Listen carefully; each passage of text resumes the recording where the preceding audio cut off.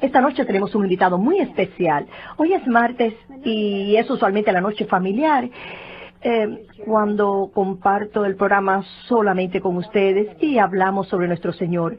Pero esta noche decidí tener aquí a un sacerdote que tuvo una experiencia con la muerte. Leemos mucho sobre eso hoy día. Pero este padre tiene algo que decirnos a todos. Es un recordatorio de por qué Dios nos creó, para ser felices con Él en esta vida y en la próxima. Y eso es algo para lo cual tenemos que cooperar con Él en nuestras vidas diarias, ya sean estas sencillas o complicadas. Y lo que hagamos, pues que lo hagamos por Él, para Él y con Él. No es esto una idea puritana, sino es una verdad por la cual vivir. Y algunos de nosotros pues lo olvidamos, muchos de nosotros ni siquiera sabemos por qué nacimos. Y me disgusta tanto escuchar a las personas que dicen, ojalá no hubiera nacido.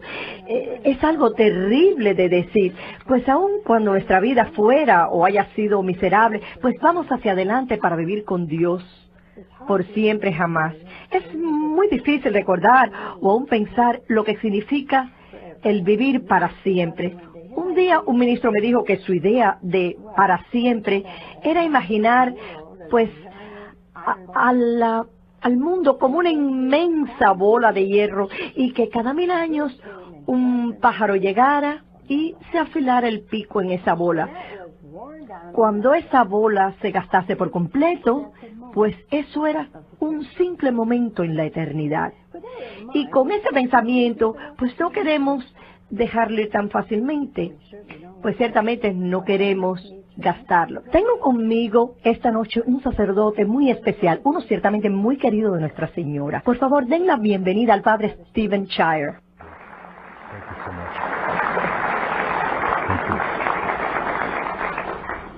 Padre, usted es un testigo muy singular, pero creo que es uno que necesitamos mucho hoy en día. ¿Cuándo fue ordenado usted? En 1973. 73. Y por los siguientes 11 años, ¿cómo nos definiría usted su vida? ¿Cómo fue? No tengo cómo compararla. Mi vida como sacerdote en ese tiempo era de día en día. Algo que yo creía que manejaba muy bien. Me preocupaba más lo que pensaban mis compañeros y el sacerdocio no estaba en mi servicio al pueblo de Dios, sino en cómo las personas pensaban qué estaba haciendo el padre Steve Shire, especialmente mis hermanos sacerdotes. Esos fueron primordialmente mis 11 años después de haber sido ordenado. ¿Y cómo hacía eso? ¿Cómo se dejaba llevar por lo que pensaban sus compañeros? Lo que pensaban los compañeros, madre, es más o menos lo mismo. No acudimos a otros sacerdotes para dirección espiritual. No acudimos a otros sacerdotes para asuntos espirituales, punto. Uno se va directamente a ver al padre fulano de tal y automáticamente sabe, el padre le ofrece un trago, hablan sobre deportes o sobre cualquier cosa que no tiene nada que ver de lo que se trata el sacerdocio. Consecuentemente uno no puede nunca ir a donde otro sacerdote con un problema de pecado, un problema espiritual. No se hacía. Y a medida que usted seguía adelante en esa forma, ¿sentía que estaba haciendo algo malo o estaba satisfecho? Muy dentro de mi madre, yo sabía que no estaba haciendo lo que debía hacer, que no era el sacerdote que debía ser. Esto lo escondí hasta el punto que las personas pensaban que yo era un buen sacerdote y esto era una especie de barniz para todo lo que yo estaba haciendo, que era malo e incompleto. Y cuéntenos, ¿qué pasó después? En octubre 18 de 1985, yo estaba asignado a una pequeña parroquia en el sudeste de Kansas, Fredonia, Kansas, llamada el Sagrado Corazón, como a unos 138 kilómetros de Wichita. La única carrera accesible hasta Fredonia desde Wichita, la más accesible, es la carretera 86, una carretera que no tiene cunetas, está fuertemente traficada por camiones, camionetas y microbuses.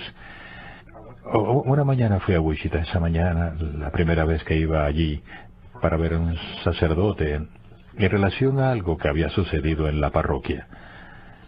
Esa tarde regresé viajando hacia el este en esta carretera, cuando me vi envuelto en un choque de frente con una camioneta con otras 3 personas de Hudson, Kansas. Está al oeste y al norte de Wichita. Gracias a Dios nadie murió. Fui lanzado fuera de mi vehículo y sufrí laceraciones muy grandes en mi cabeza. Es más, el cuero cabelludo se despegó en el lado derecho. Más tarde los doctores me contaron que debido al golpe que sufrí al ser lanzado fuera del vehículo, que el lado derecho de mi cerebro fue parcialmente cortado y que muchas células fueron aplastadas. Estaba prácticamente inconsciente en el lugar de los hechos. Atrás de mí los vehículos se detuvieron hasta que llegó la ambulancia desde un poblado cercano llamado Eureka. Una enfermera menonita de Frombach, Kansas, mencionó en una carta que envió después que trató de ayudarme con el Ave María, pero ella misma no la conocía, así que no pudo. Pero yo estaba rezando el Ave María una y otra vez. Estaba rezando. Sí, tratando. Por su profesión ella conocía lo suficiente para saber que tenía roto el cuello. Más tarde me enteré que era un C2 y que la segunda vértebra cervical del cuello estaba rota. A esto le llaman afectuosamente la rotura del ahorcado. Esto es lo que una persona que es ahorcada sufre cuando es colgada. Esta vértebra se rompe y la persona literalmente se asfixia. Si mi cabeza hubiera sido volteada hacia cualquier lado en el lugar del accidente, me hubiera asfixiado también, hubiera muerto. Conociendo esto, los choferes de la ambulancia me trataron de acuerdo con la situación. Me llevaron a este pequeño hospital en Eureka, Kansas, donde el doctor que estaba ahí le comentó a su hermana, quien también era una enfermera, que no había mucho que pudiera hacer por mí. Cosió de nuevo mi cuero cabelludo a mi cabeza, pidió un helicóptero de rescate aéreo del hospital Wesley en Wichita, Kansas, un hospital enorme en Wichita. Ellos llegaron y me llevaron allá. Ni aún entonces me enteré que estaba siendo transportado. Todavía yo estaba inconsciente. Aparentemente me llevaron al centro de traumatología del hospital, en donde me atendieron. Después me llevaron al hospital. Uno de mis parroquianos de Fredonia llamó esa noche para saber cómo seguía, y las enfermeras le dijeron que en ese momento los doctores me daban un 15% de probabilidades de vida. Yo pensaba en mi madre, yo esperaba que en Dios que no se hubiera enterado porque mi madre se preocupaba mucho y se hubiera preocupado de todas maneras. Más tarde me enteré que esa noche el ministro de las Asambleas de Dios en Fredonia había pasado la noche entera en oración por mí. La iglesia cristiana abrió las puertas de la iglesia para que oraran por mí. Mi propia iglesia abrió sus puertas. Las personas vinieron durante toda la noche y rezaron el rosario. Los bautistas abrieron sus puertas, los metodistas. Yo estaba en la línea de oración de los menonitas. en mi propio pensar y puedo estar teológicamente errado. Me imagino que esto es en donde el ecumenismo en verdad se hace presente en la oración. Dios escucha las oraciones de todos y eso es por lo que me encuentro aquí frente a ustedes esta noche. Me recuperé de mi experiencia en el hospital en tiempo récord, según dijo el personal. Me dieron de alta el 2 de diciembre.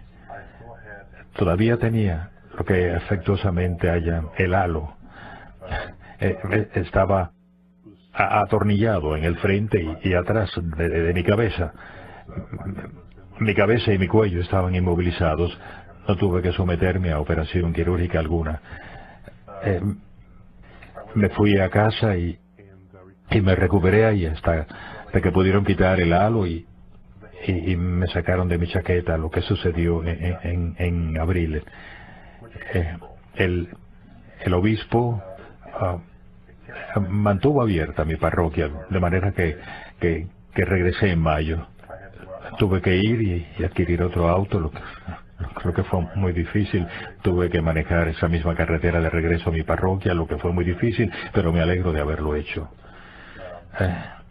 De regreso a la parroquia, un día que estaba celebrando misa, un día regular de semana, cuando estaba leyendo el Evangelio según San Lucas, un evangelio que ustedes han escuchado muchas veces, que yo he escuchado muchas veces, sobre el granjero que salió a inspeccionar sus árboles y viñedos, que le dijo al labriego: por 3 años he venido acá a inspeccionar este árbol y no he encontrado frutos.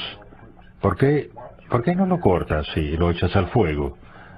¿Por qué ocupará la tierra? Y el labriego le dijo: Señor, ¿por qué no lo abono y remuevo la tierra? Y entonces veremos si produce frutos. Si no, entonces lo cortaré. Cuando estaba leyendo esto en el leccionario de la iglesia, estaba estupefacto. Las cosas no suceden así. La página se volvió luminosa, se agrandó, y esa página como que saltó del leccionario hacia mí. Finalicé la misa lo mejor que pude.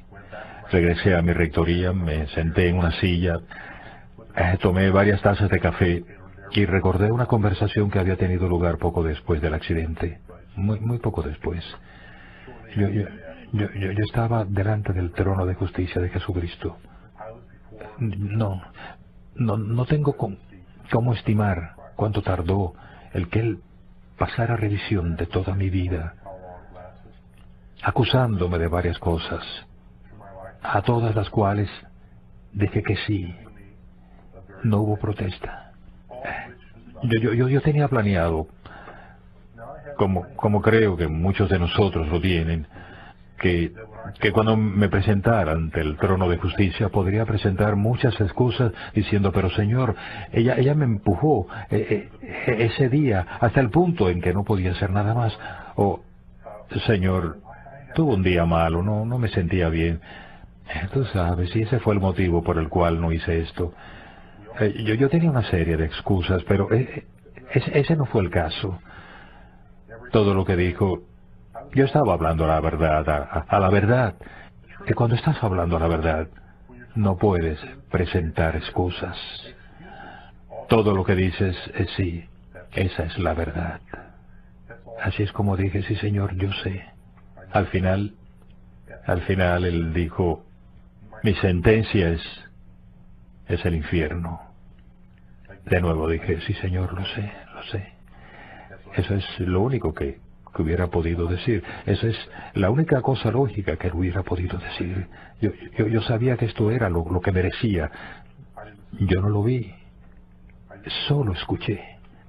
Entonces escuché una voz femenina: hijo, por favor, ¿puedes perdonar su vida y su alma inmortal?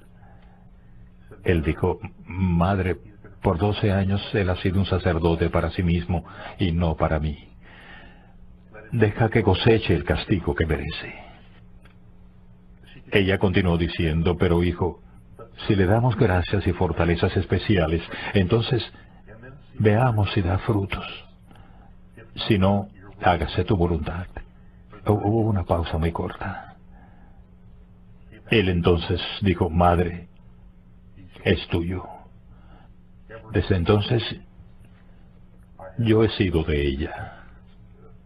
Rutinariamente, sobrenaturalmente, de cualquier manera que quieran decirlo, como le estaba diciendo a la madre esta tarde, existen cosas que ella me ha dicho y que ha hecho por mí, que debería de haber hecho o haber dicho, pero esta es la clase de madre que tenemos. Pero ustedes pueden estar diciendo, pero padre, usted debió tener una devoción especial hacia ella antes del accidente. No. Debo confesar otra cosa. Es igual de duro. Pero uno cree en el Señor Jesucristo, los ángeles, los santos, la Santísima Madre, de dos maneras, creo yo, o de una de dos maneras, con la cabeza intelectualmente y con el corazón. Esto es lo que es importante. Yo creía aquí arriba. No sabía nada sobre esto. Así que los ángeles, los santos, nuestro Señor, aún para un sacerdote, yo creí en ellos, pero eran amigos imaginarios. No eran reales.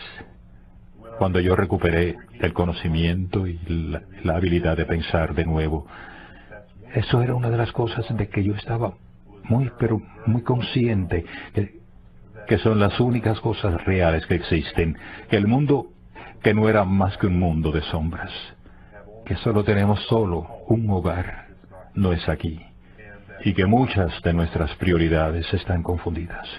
Mis propias prioridades estaban confundidas. Mis prioridades habían sido el salvar mi alma y ayudar a salvar a otros, que es lo que de todas maneras un sacerdote debe hacer. Invertir en ese futuro. No en el futuro en el cual yo estaba invirtiendo de la felicidad aquí en la tierra como un sacerdote retirado. Pero padre, si usted hubiera muerto, ¿sus parroquianos hubieran pensado que se había ido al infierno? No. Pero déjenme decirles algo. Como le dije a la madre esta tarde, una de las cosas que me asombró fue que él no toma en cuenta opiniones ni toma una encuesta de popularidad. Él conoce nuestros corazones. Él es el único que importa en lo que a mí me concierne, en lo que cualquiera piense del padre Steve Shire. Él es el único que cuenta, nadie más, porque estoy solo ante él en juicio. No puedo señalar a alguien más y decirle, pero Señor, ella me hizo hacerlo. O porque no pide su opinión sobre mí. Entonces, recuerdo, él sabe. Tenemos una madre. Yo no tenía devoción especial hacia ella. Pero desde entonces, ella se ha convertido en todo. Al pie de la cruz, Jesús miró hacia ella y al apóstol amado y dijo, mujer, he aquí a tu hijo, significando madre, te entrego ahora a toda la iglesia, como tus hijos e hijas son tuyos. Ella toma eso muy literalmente, muy seriamente. Así que cualquiera de nosotros en esta misma situación sufriría las mismas consecuencias y experimentaría la misericordia divina de nuestro Señor Jesucristo. Eso es lo que experimenté, su misericordia. Pero fue su madre quien vino e intercedió por mí, algo que ha aprendido desde entonces. Es esta maravillosa verdad en relación a la Trinidad, el Padre, el Hijo y el Espíritu Santo. Ninguno de ellos, ninguno, puede decirle que no a ella. No pueden. Es imposible. Ellos no le dirán que no a ella. ¿No querríamos tener a esta persona de nuestra parte? Gracias. Padre, quisiera que usted tal vez le explicara a nuestra gente, porque tenemos mucha gente aquí por todo el país y por el mundo que aman a nuestro Señor, pero que yo creo que no están conscientes de que hacen cosas para el Señor. ¿Podría explicarnos un poco qué fue en su vida lo que el Señor pudo decir que usted hizo solo para usted? ¿Fue solo la opinión de los hombres o el placer? ¿Qué fue? Madre, era un proceso de pensamiento interior. Cuando Él dijo que yo era un sacerdote para mí mismo y no para Él, le pegó al clavo en la cabeza. No importaba en absoluto que Él estuviera involucrado. El prestigio del sacerdocio me mantuvo, como quien dice, en línea con mis compañeros.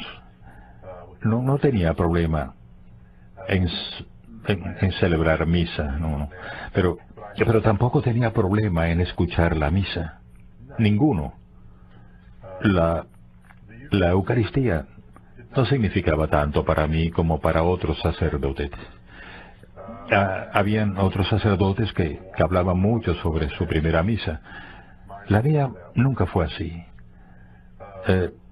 Yo creo, Madre, que fue una actitud de no ser sacerdote para Él, no ser su seguidor, lo que significa sufrir. Pero siendo un sacerdote para mí, y yo siempre me corría de la cruz, siempre. Desde entonces he descubierto que si nos corremos de la cruz, nos espera otra más grande a donde quiera que lleguemos. No son duras, no son duraderas, no son eternas, y Él siempre está ahí para hacerlas tan dulces como le sea posible. Pero yo fui un cobarde por esos 12 años. Fui un sacerdote que había tenido poco entrenamiento en espiritualidad durante mi vida en el seminario, a pesar de haber asistido al seminario después del 8º grado, 12 años, pero no había ninguna espiritualidad envuelta, al contrario de cómo es en estos días en algunos seminarios. No estaba preparado para el tipo de vida de un sacerdote. Esta vida es una vida de sacrificio. Ámala o no seas un sacerdote. No puedes ser un sacerdote. Lo que me llevó a la sentencia que recibí al final de los comentarios de nuestro Señor no fue tanto mi sacerdocio, sino que también había roto mandamientos, y aún los sacerdotes están sujetos a los mandamientos. El sacerdocio, la vida de un sacerdote, eso fue lo que él dijo, fue como el decorado encima de un pastel. El pastel estaba podrido y el decorado estaba malo, agrio. Esos 12 años, yo hice una pantomima de ser un sacerdote. No lo era. Todo tenía que regresar a mí para darme seguridad. Mis homilías, la vida que yo vivía en la parroquia, los comentarios de las personas, todo esto sirvió para levantarme. Si no era levantado, era yo quien sufría. Pero había maneras de hacerse cargo de esto, y todos tenemos maneras de cómo escapar del dolor, y yo tomé algunos caminos propios para escapar de ese dolor. Los sacerdotes están tan sujetos al pecado como cualquier otro. Mi misión es decirles que hagan saber a los sacerdotes que estamos expuestos al infierno, y que el infierno existe. Pero también existe su divina misericordia. Su amor es más grande que la justicia. Usted tiene que hacerlo, Padre. y el Señor le ha dado tantas gracias. Antes de tomar llamadas, y casi que no quisiera tomar llamadas, pero antes de tomar las llamadas, ¿qué le diría a los sacerdotes hoy en día, especialmente aquellos que están recién ordenados? ¿Qué ha aprendido que quisiera que ellos aprendieran? El consejo que daría cualquier sacerdote recién ordenado o ordenado hace 40 años es que sea un sacerdote al servicio de nuestro Señor Jesucristo, que sea un sacerdote de oración, que donde va la oración va el sacerdocio, y que no debemos tener miedo de decir las cosas como son, tal como las vemos, como deben ser. Esto no los hará populares, pero eso es parte de ser sus seguidores. Él nunca prometió que seremos populares siendo sus seguidores. Él solo prometió cruces, pero las cruces son llevaderas porque Él está ahí y porque su Santísima Madre está ahí para aligerarlas. Padre, por lo que me dice, me parece que existe un proceso a través del cual comenzamos pues a fallar. Me parece que para el sacerdote probablemente pues es el breviario, la adoración al Santísimo, y algo en medio está Nuestra Señora. ¿Es eso cierto? Es muy cierto, madre. El padre de Iguanis había llamado hacía no mucho tiempo y yo no había dicho nada específico sobre cuáles eran mis fallas, y él me dijo, padre, ¿puedo preguntarle solo una cosa? Claro, puede preguntar. Él dijo, ¿rezó usted del oficio? Yo dije, oh Dios. Yo le dije, Bob, no lo hice. La primera vez que admitía que, como dije, un sacerdote sin oración está muerto. Un sacerdote sin el Santísimo Sacramento está muerto. Un sacerdote sin la Santísima Madre está muerto.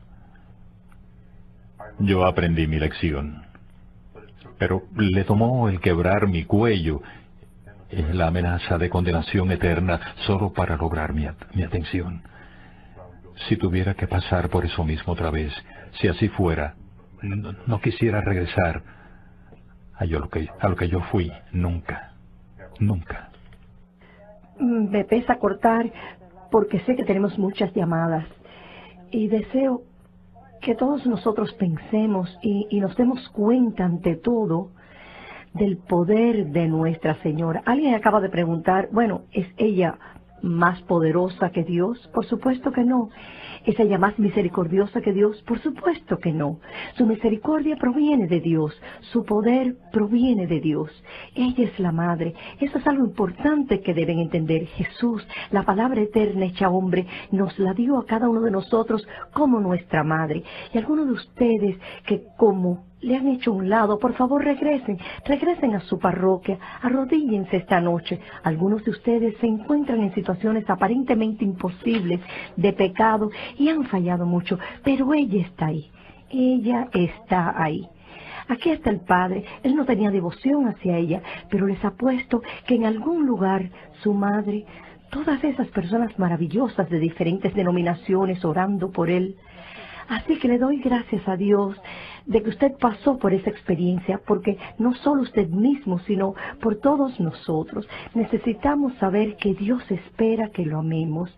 Él es un Dios de gracias y un Dios misericordioso, pero Él desea que le amemos a cambio de su amor.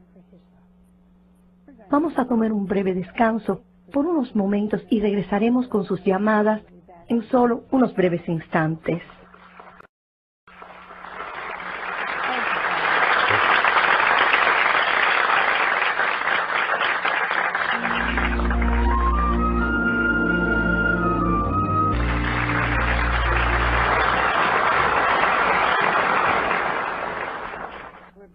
Bueno, estamos de regreso con el padre Stephen Shire y tenemos una llamada. Hola. Hola, ¿de dónde eres? De Cleveland, Ohio. ¿Y cuál es su pregunta? Mi pregunta es para el padre. Quisiera saber cuando estuvo en el cielo qué parecía y también ¿vio usted a la Santísima Madre o solo la escuchó? Yo no estuve en el cielo. No vi a nuestro Señor Jesucristo ni a su Santísima Madre. Yo solo los escuché. Creo que algunos de nosotros tenemos la idea de que en cuanto mueres aterrizas directo en el cielo, pero no es así, mi amor. Si tenemos esa impresión, estamos equivocados, porque no comprendemos la asombrosa santidad de Dios y cuán bueno es con nosotros. Tenemos otra llamada. Hola. Hola, soy de Illinois y me gustaría preguntarle al padre si en el momento de su accidente él pensaba que se encontraba en pecado mortal y si es posible que algunos de nosotros ni siquiera nos enteremos que vamos al infierno. Eso es lo que quisiera saber. Gracias. Esa es una buena pregunta. Sí, me di cuenta y en ese momento no había diferencia alguna. Me confesaba con regularidad, pero no apropiadamente. Una confesión apropiada significa que cambias tu vida y yo no estaba por cambiar mi vida, pero yo usaba ese sacramento como una especie de seguro en contra de incendio. Seguro contra incendios. Pero sin embargo no le resultó, ¿ah? No resultó, no. No resultó, ¿no? Bueno, creo que usted diría que el accidente en sí fue algo tan inesperado. ¿Tuvo tiempo alguno de pensar en Dios? No, madre, no. Sucedió tan rápido que no me di cuenta qué pasó. ¿Usted no vio el carro venir hacia usted? Sí, lo vi. Estaba rebasando un camión en ese momento, según lo que puedo recordar, y el camión aceleró. Oh. Creo que era una competencia entre esa camioneta y yo. Yo perdí. Ambos perdimos. Ambos. Gracias. Tenemos otra llamada. Hola. Hola, Madre Angélica. Mi nombre es David, soy de Nueva York. Hola. Lo siento, tengo una infección de oído, Está así que me es bien. difícil. ¿Cuál es tu pregunta? Mi pregunta es esta. Primero, soy una devota de la Divina Misericordia y me pregunto que si cuando uno cree en la Divina Misericordia y reza el rosario y va a confesión antes del Domingo de la Misericordia y recibe comunión, ¿son entonces tus pecados perdonados? ¿Sabe lo que va con eso? ¿Estás preguntando por qué él fue juzgado por ellos? No. Me pregunto si él conocía sobre la Divina Misericordia, si él rezaba el rosario, y si nosotros somos juzgados cuando morimos, somos juzgados por todos esos pecados, o cuando rezamos el rosario y hacemos acto de misericordia, se nos perdonan los pecados en ese momento, y de ese momento en adelante. ¿Te refieres a no ir a confesión o después de la confesión? Después de la confesión. Oh, está bien. Adelante, padre, ya está hablando de la confesión. En 1985, yo no conocía sobre la Divina Misericordia.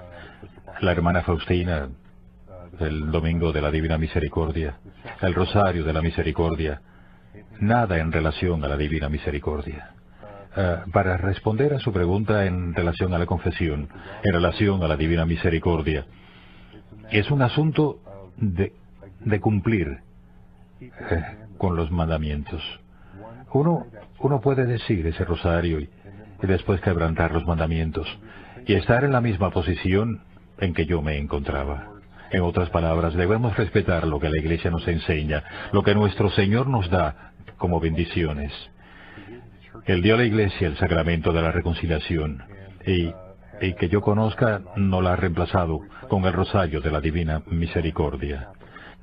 Existen muchas bendiciones que acompañan al rosario de la Divina Misericordia, el Domingo de la Divina Misericordia y la confesión para recibir las indulgencias que uno puede recibir cuando hace las cosas correctas.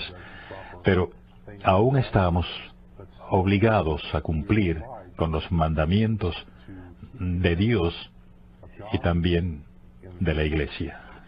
Padre, explíquenos una cosa.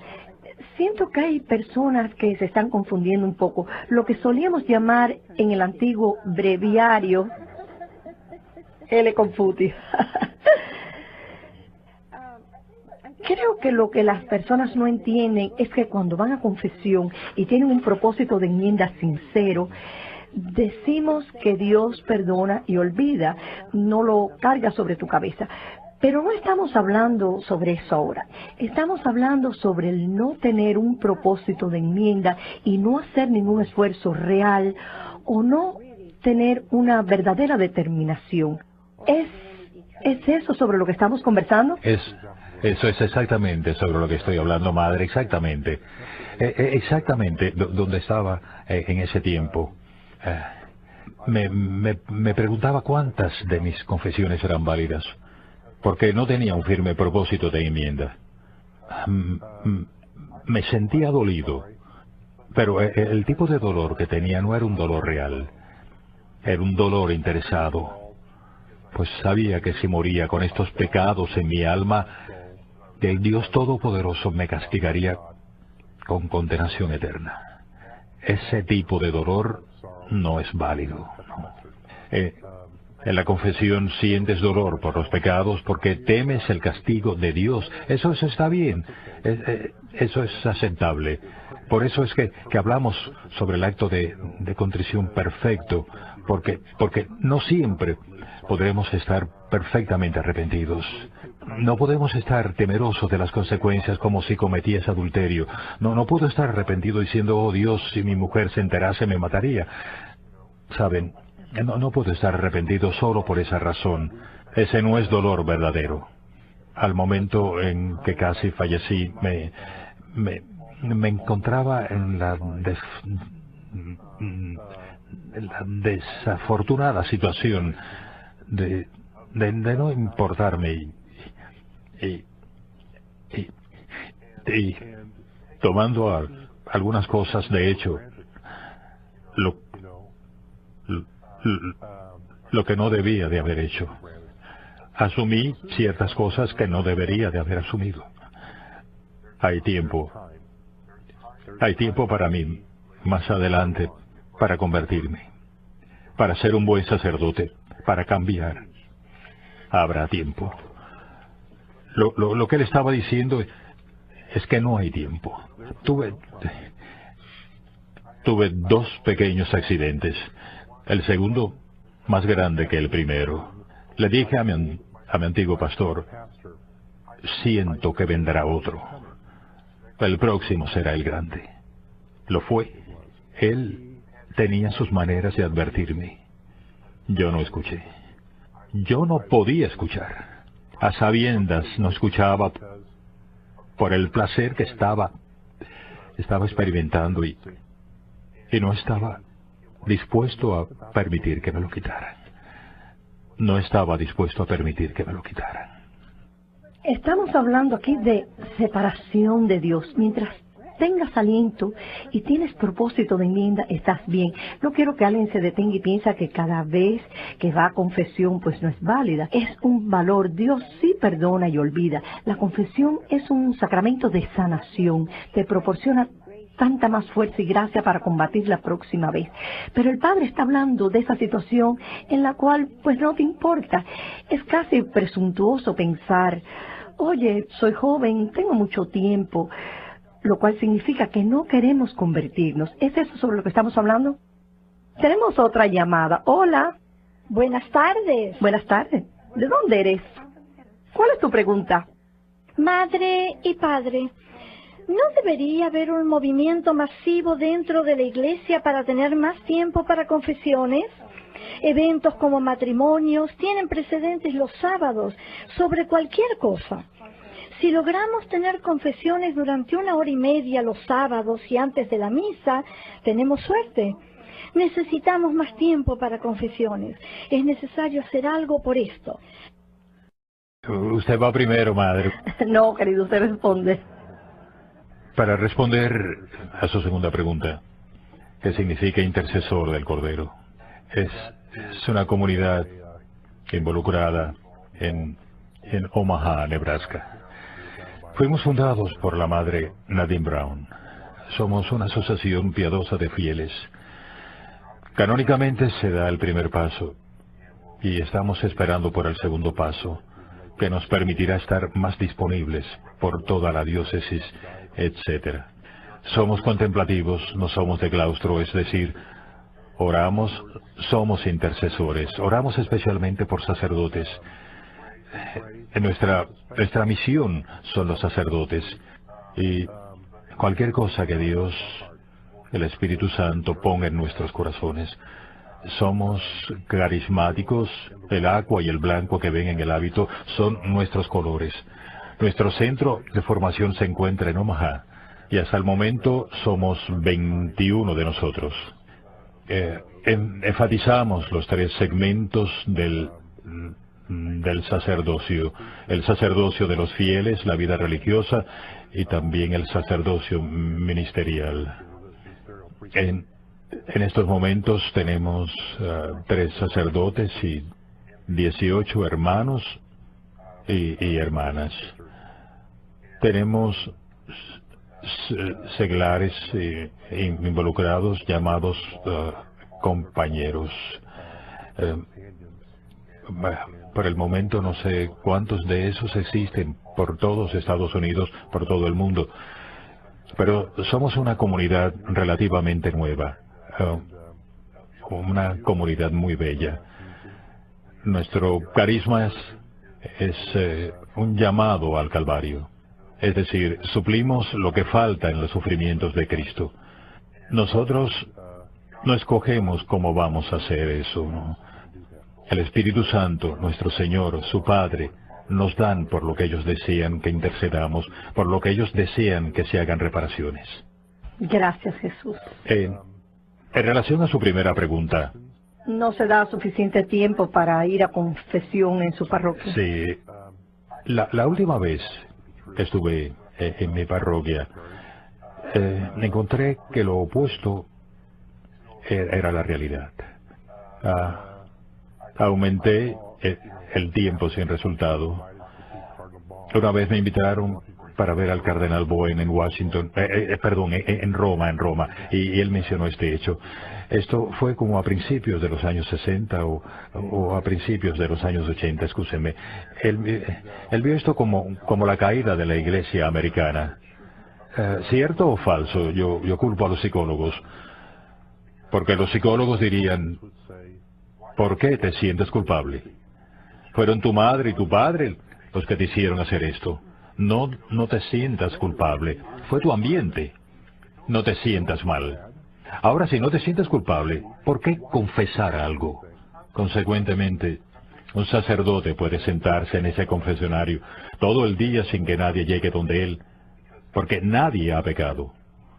Hace como 3 años le dije a mi obispo, obispo, uno de los tiempos más hoscos en mi sacerdocio aquí en Fort Scott, parroquia de Nuestra Señora, Reina de Los Ángeles, fue cuando escuchaba confesiones durante la Navidad. Él dijo: ¿por qué? ¿Por qué era así, padre?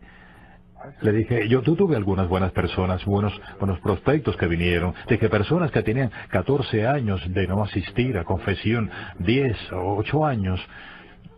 Después de confesar esa parte, invariablemente decían, pero padre, no creo haber pecado.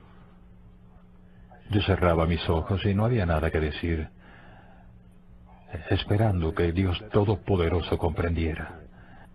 Les indicaba la penitencia, les agradecía, les deseaba feliz Navidad y esperaba y oraba para que regresaran el próximo año. Pero esto es como las personas pensaban en realidad. No he cometido pecado. El tiempo no es la respuesta.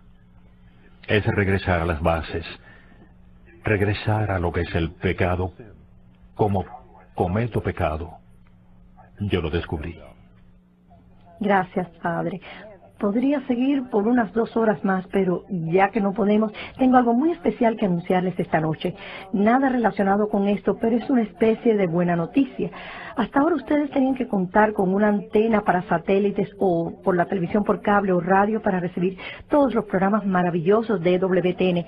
Pero ahora cualquiera con acceso al Internet en el mundo entero puede escuchar a EWTN, la programación radial en AM y FM las 24 horas del día. Voy a suministrarles uno de estos sitios en la red www.ewtn.com.